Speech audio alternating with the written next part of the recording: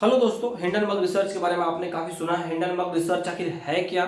ठीक है। और जो सेबी चेयरमैन है इंडिया की माधवीपुरी बुद्ध जी, इनसे इनका क्या रिलेशन रहा है, ठीक है, क्या कंट्रोवर्सी है और अडानी जी का कॉन्सेप्ट कैसे आता है। देखिए, हिंडनबर्ग रिसर्च एक रिसर्च एजेंसी है, ठीक है। 2017 में स्टैब्लिश हुई है। न्यूयॉर्क यूनाइटेड स्टेट में इनका हेडक्वार्टर है। इनका काम है फाइनेंशियल इलरेगुलरिटीज, मतलब कि वित्तीय लेन देन में अगर गड़बड़ी हो तो उनका इन्वेस्टिगेशन करती है और खुलासा कर देती है। अब बात समझिए, जैसे कि 10 लाख 20 लाख वाले कंपनी में ये छेड़छाड़ करती नहीं। ऐसा नहीं कि आप कपड़े का दुकान खोल के बैठ गए और आपने 400 घोटाला कर दिया, उसमें ये बड़े बड़े मामले में छेड़छाड़ करती है। जैसे कि अडानी ग्रुप्स के मामले में आया था 2023 में, कि इन्होंने क्या किया, जानबूझ के अपने शेयर के प्राइसेस बढ़ाए। अब देखिए एग्जांपल है, जैसे कि मेरा है स्कॉर्पियन आइस।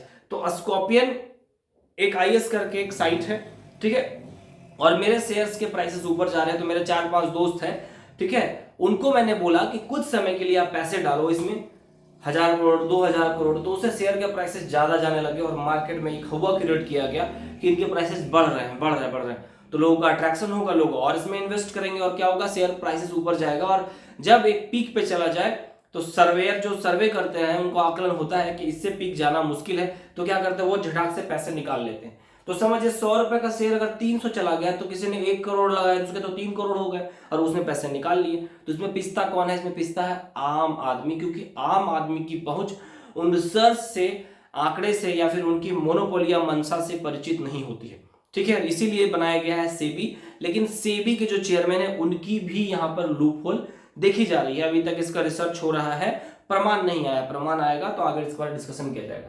तो हिंडनबर्ग क्या है? हिंडनबर्ग रिसर्च क्या है? रिसर्च एजेंसी है, रिसर्च करती है। तो 2023 में उन्होंने बोला कि जो टैक्स हेवन कंट्रीज है, टैक्स हेवन कंट्रीज है जहां लगभग लगभग टैक्स नहीं के बराबर लगता है। जैसे आप कुछ सामान खरीदिए, शेयर मार्केट से पैसा कमाए या फिर अपने जमीन बेचा, तो इंडिया में टैक्स लगता है। तो टैक्स हेवन कंट्रीज में वहां पे आप जब कुछ कारोबार करेंगे टैक्स ना के बराबर लगेगा।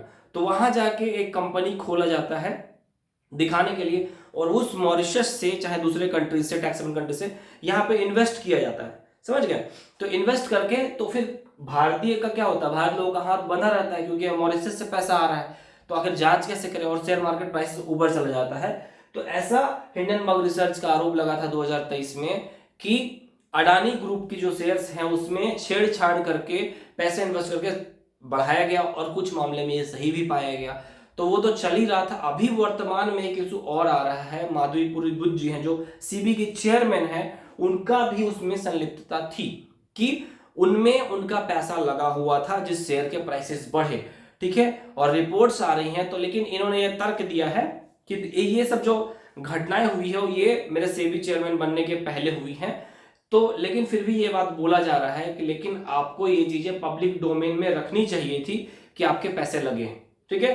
तो हिंडनबर्ग रिसर्च, अब जैसे कि भी अडानी स्टॉक्स हैं, ठीक है, अडानी ग्रुप्स हैं, वो इनके टारगेट पे हो सकता है कल कोई और पॉपुलर हो जाए, मुकेश अंबानी इनके टारगेट्स में होंगे, लूप होल। और देखिए बड़ी बड़ी कंपनियां में जैसे कि बड़े बड़े मिनिस्टर होते हैं, चाहे ठीक, तो उनका कोई चाचा है या भतीजा है, तो दिखता है कि इक्वालिटी हम लोग को मेंटेन करना चाहिए। लेकिन जब कोई अपना रिश्तेदार होता है तो वो चाहता है कि मेरा पावर है, चाहे मेरा जो सोर्स है उसके बदौलत तो वो अच्छे पद में चला जाए। ये वास्तविकता है, ठीक है। कोई डीआईजी है या डीजीपी है तो वो चाहेगा ही कि अगर मेरा कोई रिलेटिव है, अगर उससे उसका लगाव है, ठीक है, तो वो मेहनत कर रहा है, उसके मतलब मेरे अप्रोच से इसका कोई हो जाए इस तरह से।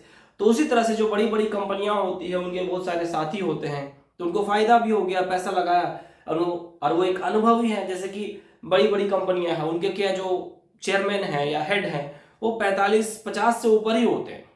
तो 30-25 से करियर स्टार्ट किया, 20-25 साल का अनुभव, आप समझ रहे हैं। तो उसमें आप हम लोग जैसे नव युवा हो गए या फिर जो शिक्षित नहीं है, सिर्फ साक्षर है, जिनको पता भी नहीं है, तो वो क्या करते हैं, उसमें फंस जाते हैं, ठीक है। लेकिन ये कहा जाता है, जैसे कि कभी आप शेयर मार्केट में आप इन्वेस्ट करना चाहते हैं तो कुछ बुक्स है उनको पढ़िए, उसके बाद ही कूदिए, बिना जाने समुद्र में, ठीक है, किनारे पे रहिए, उसका मजा लीजिए। अगर आपको गहराई का आकलन नहीं है और तैरना नहीं आता है तो कूदने की कोशिश मत करिए, लहूलुहान होके लौटिएगा। बस सुझाव ये है, जहां तक मैं अभी समझ पाऊं। अगर आपको चीजों में गहरी पकड़ नहीं है तो लालच के दम पे नहीं, अपने आत्मविश्वास की हम जाएंगे और ये ऊपर जाएगा, हम नहीं, आपका ये अनुमान फैक्ट बेस पे होना चाहिए कि मैं टाटा मोटर्स में पैसे लगा रहा हूं, टाटा मोटर्स एक वेल एस्टैब्लिश कंपनी है और टाटा मोटर्स का रिकॉर्ड रहा है कि वो आम जनता के बारे में सोचती है, डुबाई की नहीं। जब इन चीजों पे हो जाए तो ही आप उसमें इन्वेस्ट करिए, ठीक है। बहलावे फुसलावे में मीडिया में प्रचार किया जा रहा है उस पर मत आइए, बस समझिए, क्योंकि उनको क्लेम करके आप पैसे वापस पाएंगे, उसके बाद कोर्ट दौड़िएगा और उसके बाद आपके जैसे 5 लाख डूब गए और वो करोड़ों का कारोबार कर रहे हैं, 5 लाख आप वापस लेके आएंगे, पता चलेगा उसको लेने में या फिर उसको फॉल्ट प्रूव करने में आपके 10 लाख रुपए खर्च हो गए, ठीक है। इसीलिए बार बार इंडियन गवर्नमेंट इस बात को कहती है आम आदमी का पैसा ना जाए ना जाए ना जाए। इससे नुकसान क्यों है, देखिए बताइए। पैसा तो एक बार में कमाया जा सकता है, लेकिन अगर आम जन का झटका लगा, आम लोगों को झटका लगा, ठीक है, तो वो क्या करेगी, फिर इन्वेस्टमेंट नहीं करेगी उसमें, समझे। अगर किसी के 10 लाख रुपए या 20 लाख रुपए 30 लाख रुपए का शेयर मार्केट में डूब गए तो हाथ काटने के बराबर हो जाता है साधारण व्यक्ति के लिए, तो दोबारा वो उसमें हाथ ही नहीं डालेगी, ठीक है। तो उससे क्या होगा कि शेयर मार्केट में पैसे नहीं लगेंगे, फिर कंपनियां ग्रो करना बंद कर देगी, क्योंकि आप इनडायरेक्टली कंपनी पे ही तो पैसा लगा रहे हो, ठीक है। तो इसीलिए हिंडनबर्ग रिसर्च है, इस तरह का रिसर्च मेरा मानना है, इस तरह का रिसर्च इंडिया में होना चाहिए। लेकिन अगर इंडिया में इस तरह का रिसर्च अगर होंगे तो उन पर टारगेट किया जा सकता है। सपोज दैट है कि मैंने एक स्कॉर्पियन रिसर्च एजेंसी स्टैब्लिश की और मैंने रिसर्च करना शुरू कर दिया, मैंने रिपोर्ट बता दी कि यहाँ पे लूप होल है, तो वो क्या उस कंपनी का डायरेक्टर मुझे बख्श देगा? भाई वो 1000 करोड़ की कंपनी है, पता चले कि भाई इसको बुलाया जाए, ठीक है, बुलाने के बाद कितनी खातिरदारी की जाएगी। तो ये फॉरेन है तो वहां से रिसर्च हुआ, अब जाइए इनको क्या कर लीजिएगा आप, ठीक है। अमेरिकन गवर्नमेंट है, अमेरिकन आर्मी है, ठीक है, किसी के कंट्री में आप हस्तक्षेप करिएगा तो क्या हो जाएगा पता है ना, सॉवरेनिटी के अगेंस्ट आप जा रहे हैं, उसके संप्रभुता के अगेंस्ट जा रहे हैं, तो ये चीजें होती है, ठीक है। तो हिंडनबर्ग रिसर्च एक सिंपल सा ये है, रिसर्च एजेंसी है, इस तरह से जानिए, ठीक है। और ज्ञानी होने का एक सिंपल सा साधन है, प्रत्येक दिन कुछ ना कुछ नया सीखने का प्रयास करिए, और मेरे नए सीखने के प्रयास के कारण ही आज मैं इन चीजों को समझ पा रहा हूं।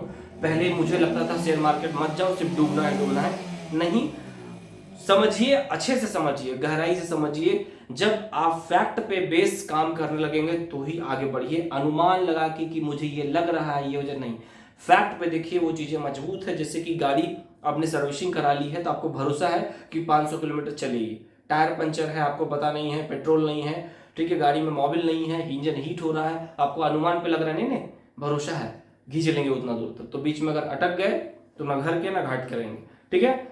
अगर वीडियो अच्छा लगे तो एक लाइक कर दीजिएगा, ये एक अवेयरनेस के लिए वीडियो था। Thank you and best of luck to all of you.